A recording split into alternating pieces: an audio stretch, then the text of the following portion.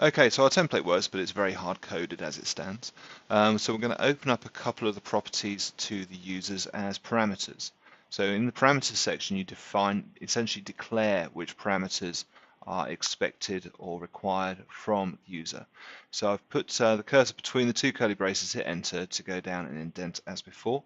If I then type ARMP, then that will filter down the snippets list, and the second one down is ARM-parameter.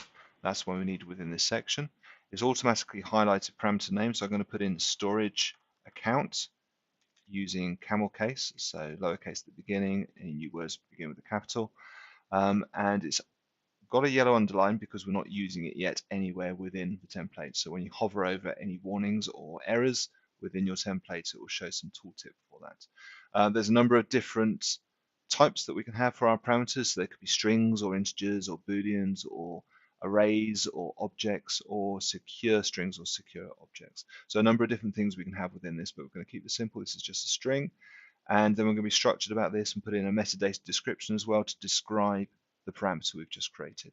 So name for the storage account, and that's our first variable. Now, we're not actually using that anywhere yet because we still have our hard-coded values. So that's the bits we want to replace. So where I've got RI change storage account. Now, you notice when I double-clicked on that, that it says 15 selected characters down there in the status bar. It's because the first one of those is selected, but it's also highlighted one which matches it. So this is one of the great refactoring aspects of using VS Code. If you type Control and F2 at this point, then that will select all matching strings for that. So you can see now in the status bar it shows 2 selections and all 30 characters selected. So I can then do delete and it'll get rid of those. Okay.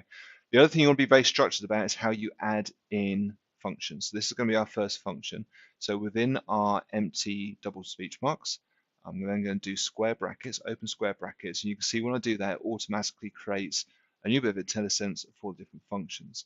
So if I type in PAR, you should see parameters comes in at that point. If I tab over, then it automatically puts in the round braces, add in a single quote, and then it will give you an IntelliSense based on the parameters which you have defined up top. So because we've only got the storage account, that's showing up, but if I tab that over, that populates that. And then to finish off that function, we then have square brackets. So all functions have got speech marks and square brackets surrounding them. That's the format of these.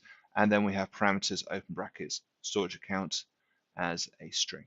So that's then referencing whatever the user puts in at the top there. And you can see it's done that for both the name and also for our tags.display name as well. Okay, just going to save that as it stands. Right, we're going to add in the second one, and this one's going to have a couple of additional pieces. So one thing which is very handy is if you hover over near the row numbers, then you can see these plus and minus symbols come in. So you can do that to then shrink that up. You can see that is basically the end brace for that. The other thing which it does within this is if you are next to a brace, if you're moving around, then it will show you which matching brace there is. So you can see that's the one I expect to see for the value of storage account. So storage account's name, colon, the value is this object.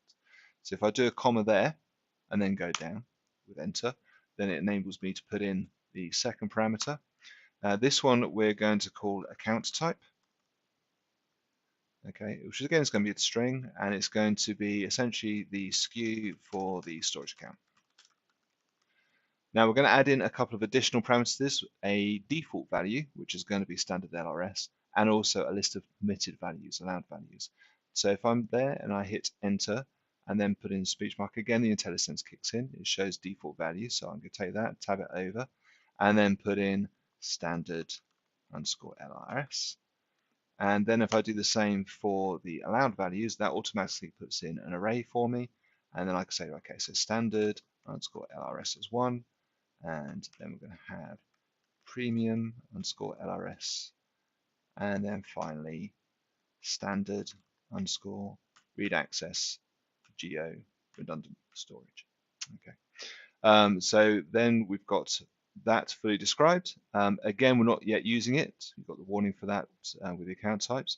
If you see a list of warnings or any syntax errors, if you do Control Shift and M, then that'll bring up all the problems you have within this. So it says here that its account type is never used. Let me just close that off again. And we can see that's right, because we've still got it hard-coded within our resources section. If I get rid of that, I can then do the same as before and use the IntelliSense to automatically enter in our account type within that, and then save the file.